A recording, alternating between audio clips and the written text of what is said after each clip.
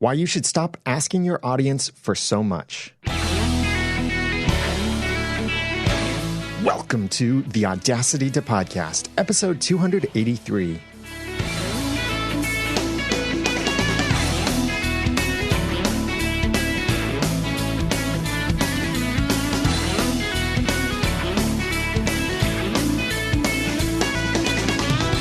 Thank you for joining me for the Audacity to Podcast. I'm Daniel J. Lewis, and this is the award-winning in-depth podcast about podcasting.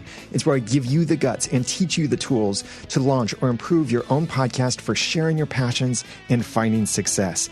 Hey, International Podcast Day is this upcoming Friday, September 30th, and it's September 30th every year. So if you're listening to this after that, then definitely plan to celebrate International Podcast Day afterward. I'll tell you more about that later on in this episode. But have you realized how much you ask your audience, or how much the podcasters you listen to or watch tend to ask their audience?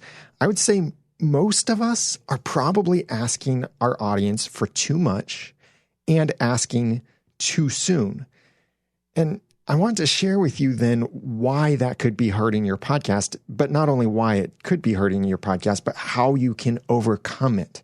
Some things you can do, some practical tips and advice to overcome this so that you're not asking too much from your audience. We commonly refer to things that you ask your audience to do as calls to action, usually abbreviated CTA. So here's some examples of typical calls to action that you might have in a podcast.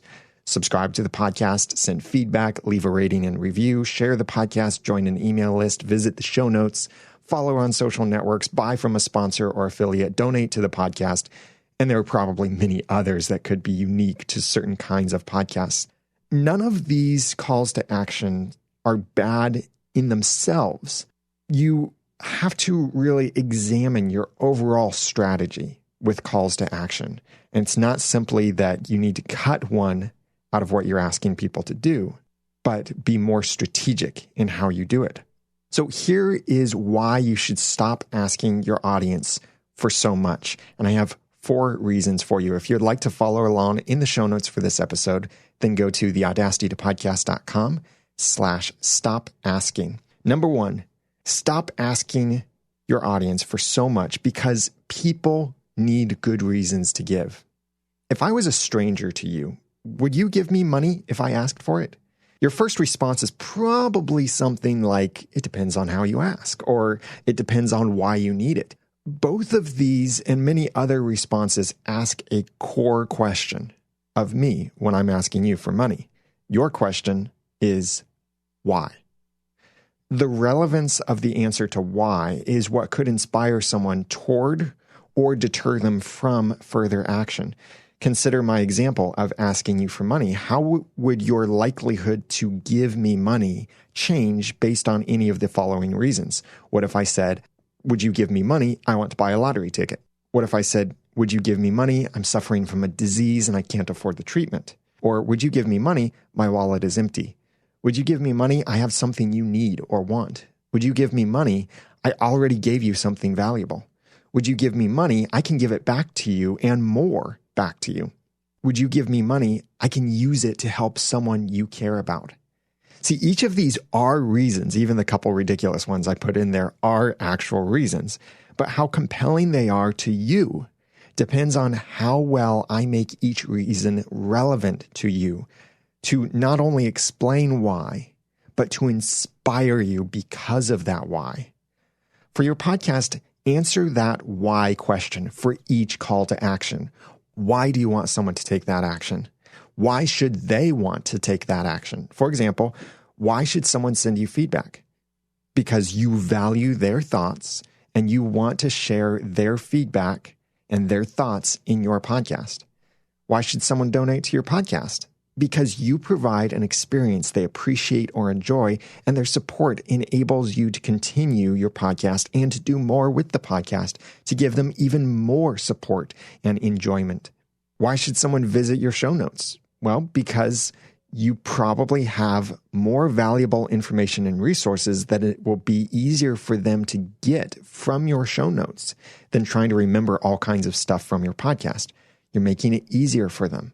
Practice this with some of those other example calls to action, like why should someone subscribe to your podcast? Why should someone leave a rating and review? And by the way, with the ratings and reviews things, it's not because it helps you rank better in iTunes. I've done an episode previously about that, theaudacitytopodcast.com/ratings and reviews.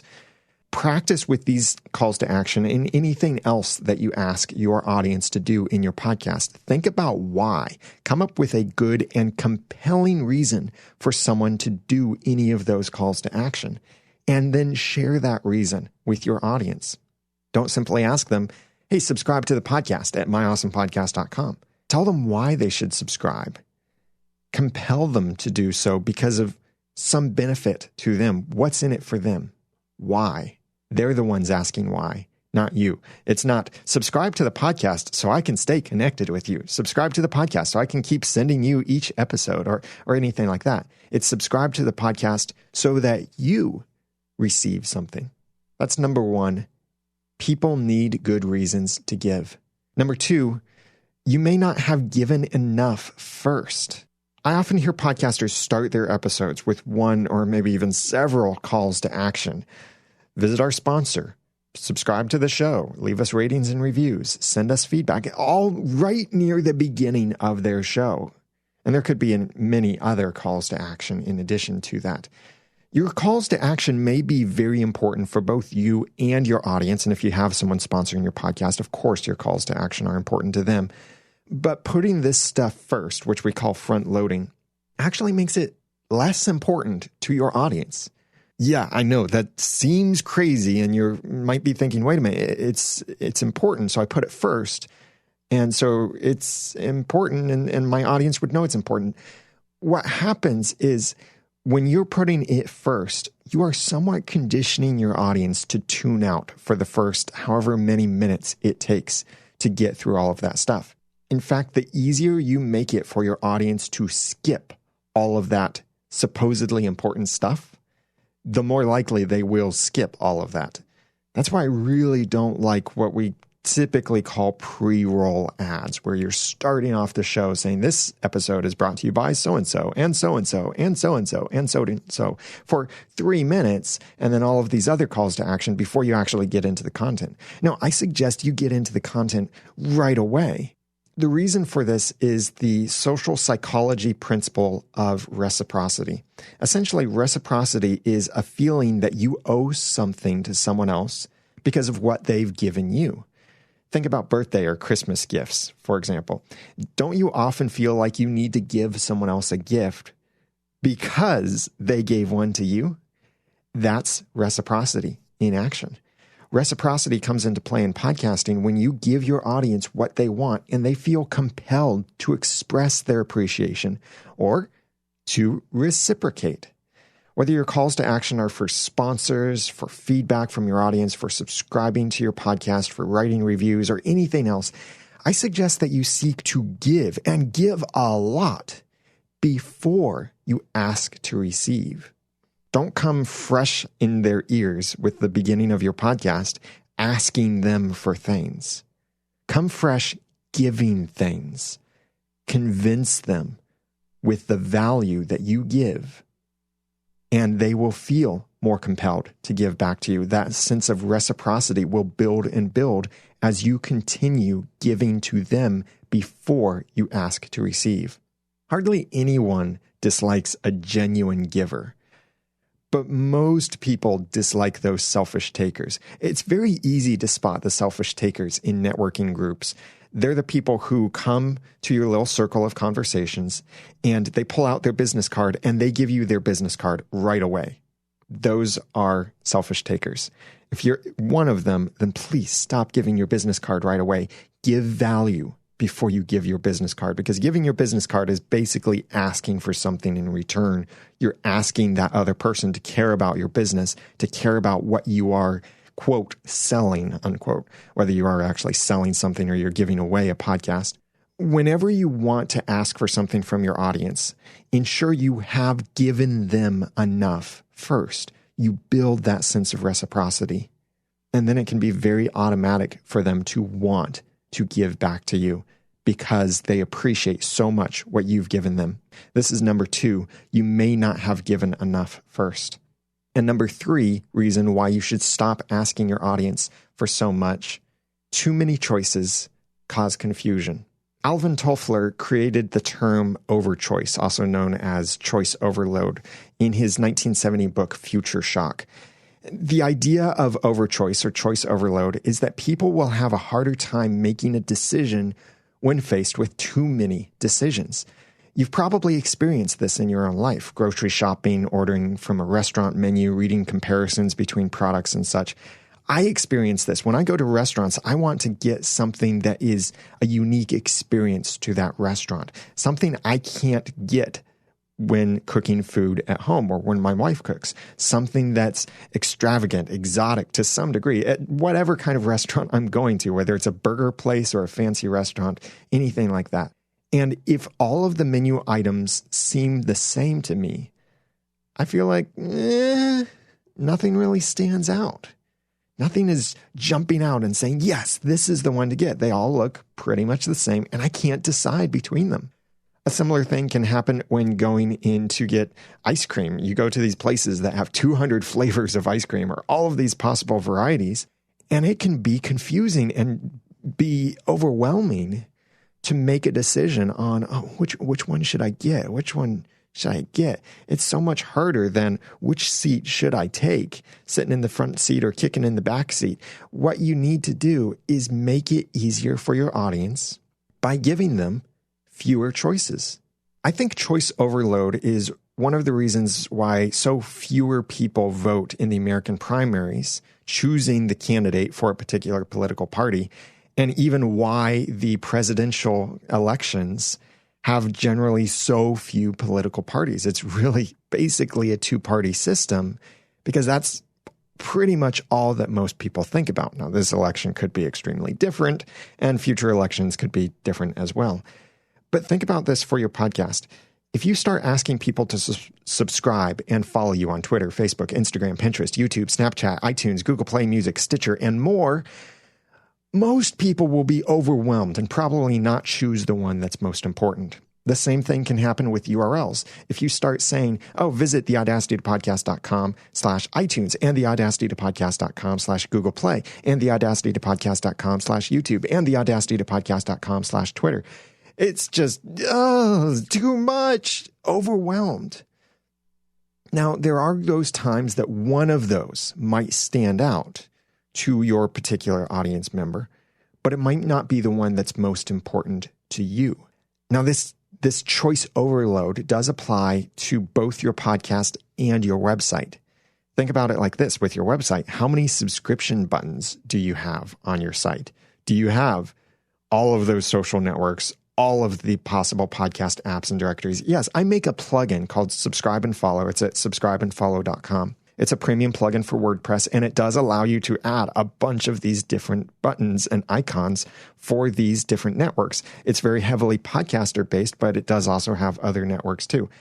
But please, for the love of the entire internet, do not use every single button on your site. Have fewer options, the most important ones. Also think about your social sharing buttons for each episode or each post on your website. How many do you have there? How many actually get used on a regular basis? How many banners and widgets do you have in your sidebar? How many choices are you presenting to your website visitor or to your podcast consumer each time that they consume your podcast or get connected with you in some way? Repeating the same few choices is all right. In fact, I would say it's good to repeat your choices. But offering too many choices is bad. That's where the overwhelm comes in. There are so many things you want your audience to do that if you were to ask them all of your audience would probably do none of them. So here are some ways that you can effectively reduce your calls to action and be more streamlined in how you approach your calls to action. Stop giving calls to action that no one ever does. Follow me on Plurk. No one's going to do that. Is Plurk even around anymore? I don't know. You may not even know what Plurk is at this point, and that's fine. No one's going to do that. don't promote those things that no one does, unless it's extremely important and then you need to think differently about it. The other idea is narrow your calls to action to what's truly most important. Do you really need people to like your page on Facebook? Well, maybe you do. Maybe there's a particular reason for that. Like maybe you live stream to Facebook through your page. And so it's really important for you for people to like your page. Is it really important for you to have people following you on Twitter? Maybe, maybe not. This is really something for you to decide what is truly most important for people to do. And that's what you promote. Don't promote those things that aren't truly important. Also create or promote what we could call funnels on your website or autoresponders on your email list that disperse your calls to action. And I'll talk more about those funnels and some ideas with that in a moment. Something else you could do is rotate through calls to action across different episodes. So maybe for this episode, the main call to action is International Podcast Day. For next episode, the main call to action might be Podcaster Society. The next episode, the main call to action might be my podcast reviews. The next episode, the main call to action might be something completely different. I often reference the YouTube show Written Link's Good Mythical Morning because they do this really well. Now, they do have a daily show, and this is easier to do when you publish more frequently, at least weekly, so that way you are more front of mind. But in the Rhett and Link Good Mythical Morning show, they have an episode out Monday through Friday, and each episode, they usually have a different call to action. One episode, it's buy something from their store. A different episode, it's follow them on Twitter. A different episode, it's follow them on Snapchat. They rotate through their calls to action. I suggest you try that with your podcast as well. Not every podcast episode has to promote every single call to action. Yes, you may have those people who come to your podcast episode and listen to only one episode. But if they listen to only one episode and leave, how likely would they have been to take action on your calls to action anyway? Most likely the people who would follow your calls to action are those people who consume more than one episode. So it's fine to spread your calls to action across multiple episodes and rotate through them. That way, each episode can focus primarily on a very small number of calls to action, maybe even only one call to action per episode if you can. Another idea is to adjust your language so that what you might think of as a call to action is no longer a request from your audience. For example, here, this is a request. Please subscribe to receive every episode automatically. See, I'm asking you to do something, and then you have the choice of doing it or not. But here's another way I could say that. Thanks for subscribing so you can receive every episode automatically. Now, I've still given you the reason. I've still explained the benefit in very few words. But now by saying thanks for doing this, I'm expressing gratefulness to the majority of my audience that has already taken that action. And for that small minority of the audience that hasn't taken action on that yet, it sounds like something they want to join, something special. Like, I want to be thanked. I want to know that I'm one of those people who receives every episode automatically. I want to be in that group. I want to be one of the cool kids. So I've turned a call to action into something that's no longer a request, but it's more of an opportunity that you could participate in, or maybe you're already participating in. These are some ideas to help you overcome presenting too many options, because too many choices cause confusion. That's number 3. Number 4 reason why you should stop asking so much from your audience. Your audience isn't on the same step with each other. It's true that many people will binge consume podcasts they love. And I've got a perfect example of this in a podcast review I'll read in a little bit. But you can't assume that everyone in your audience is at the same place in their fandom of your podcast and their understanding of your podcast. For example, asking your audience in every episode to subscribe or follow you on social networks could be wasting time for the majority of your audience who have already done so. In fact, think about it like this. Most of the people you're talking to in your podcast are already subscribed. So why should you keep asking them to subscribe? We talked about this very recently in Podcasters Roundtable over at podcastersroundtable.com. And we talked about turning listeners into subscribers and different ways that you could do that. And we did talk about, is it important to ask your audience to subscribe to your podcast, or should you do that in different ways? If you could only ask your audience to do one thing, what would that one thing be? It was a great conversation that we had. Ray Ortega, Dave Jackson, Paul Culligan, Glenn the Geek from Horse Radio Network. We had this great conversation. Definitely check it out over at podcastersroundtable.com. I'll have a link to it in the show notes when that episode is published, which it's not yet at the time of this recording. So that's one example of something that may be unnecessary to ask your audience because they're already doing it. Now, rotating through your calls to action across separate episodes is one way that you could better reach your audience members who are on different steps. And I'm not saying one audience member is better than the other, but they might be in different steps in their interaction or their engagement with you and your podcast. Pointing them to particular funnels could be another way. Now, a funnel is a way to take someone through a specific path of content or a specific path of actions leading them to a particular result. There could be some filtering involved, like if they take step 1, then move them on to step 2. If they take step 2, then move them on to step 3. But if they don't take step 3, then remind them about step 3. That kind of thing. That's funneling, autoresponders, certain things like that that are common in the internet marketing world, but they are things you can use even for your hobby podcast.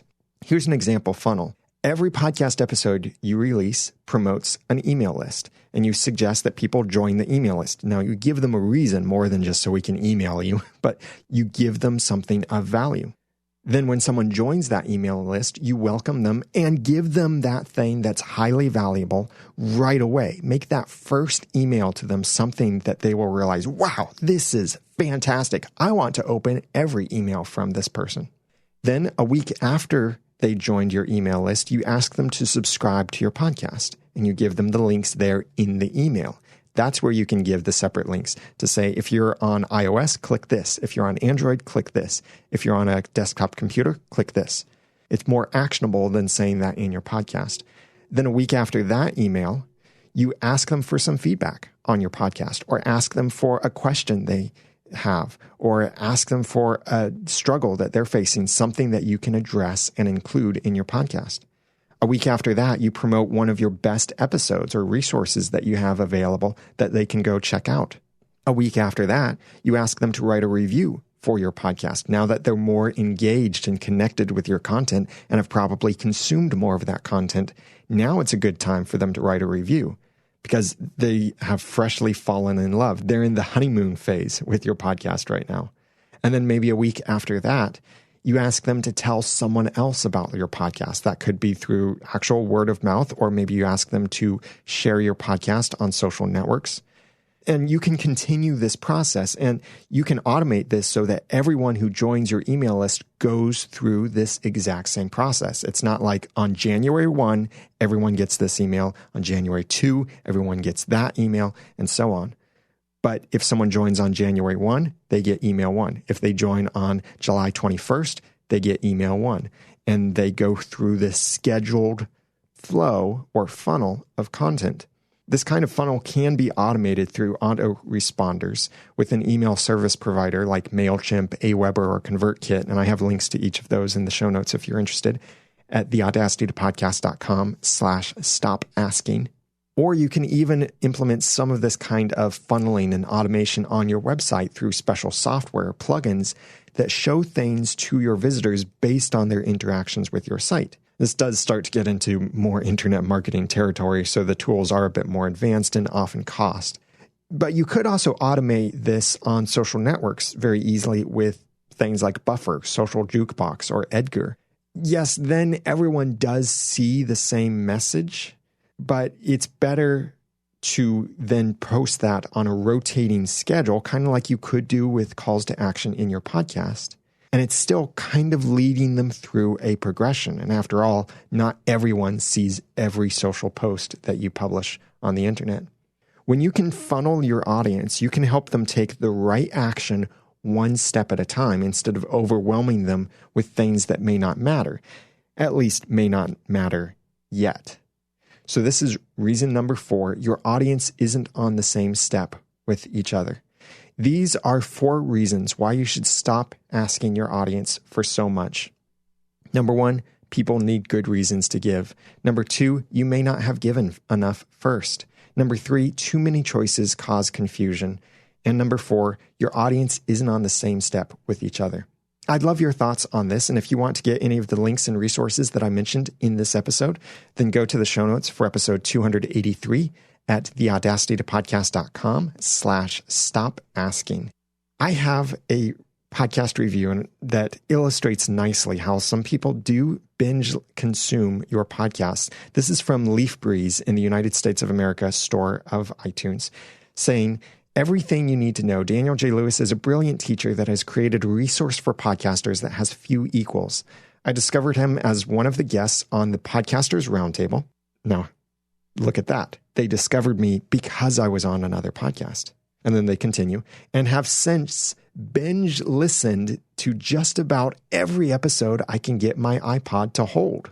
People do go back. If you make really good content, they do go back and listen to your older episodes. They continue in their review. "In just 2 weeks, I've gone from noob to pro in everything from scheduling and show prep to content creation tips and technical requirements. Daniel's manner, voice, and easy-to-follow advice makes it possible for anyone to create a podcast. If you're going to start a podcast, this is where you start. Thank you for putting this out into the world, Daniel. With your help, I'm now off to start my first podcast." Well, thank you very much, Leaf Breeze. Hey, when you start your podcast, please comment on the show notes for this episode at theaudacitytopodcast.com/stop asking. I'd love to hear that you've started your podcast. And then I'll update the show notes with a link to your podcast as well if others want to check out how your first podcast sounds. I know that can be scary, but it can also be really encouraging and a lot of fun. I really appreciate reviews like this, reviews that tell me what you're getting from the podcast. And if you already have a podcast and you write a review for the Audacity to Podcast at theaudacitytopodcast.com/iTunes, make sure you mention your podcast by name or include the website address of your podcast. That way I can link to it in the show notes, as well as, when possible, play an excerpt from your podcast to share with my audience. And I really appreciate that. Now, I've got one basic announcement to share with you.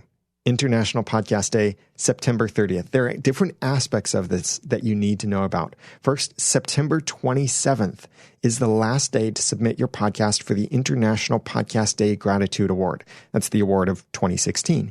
It's based on how broad of a global audience you have. The other thing to do is to watch the International Podcast Day live stream that actually starts the day before, because International Podcast Day is a global event and it hits the world in different time zones. So we'll be kicking off the International Podcast Day with a live stream at 6 p.m. Eastern Daylight Time. That's GMT -4 on Thursday, September 29th. And then the live stream continues all the way through Friday, September 30th.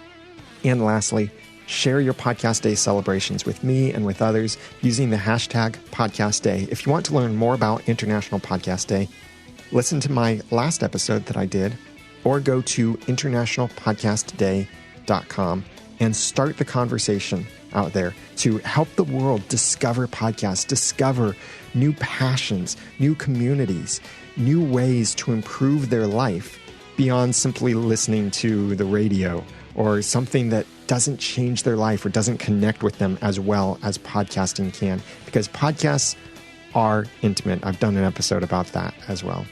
Get the show notes and the links for this episode and everything else that I mentioned at theaudacitytopodcast.com/stop asking. So for you, I suggest that you stop asking and start giving more in your podcast. Now that I've given you some of the guts and taught you some of the tools, it's time for you to go launch or improve your own podcast for sharing your passions and finding success.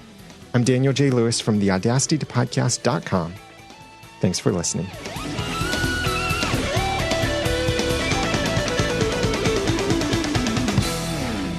The Audacity to Podcast is a proud member of Noodle Mix Network. Find more of our award-winning and award-nominated podcasts to make you think, laugh, and succeed at noodle.mx. The Audacity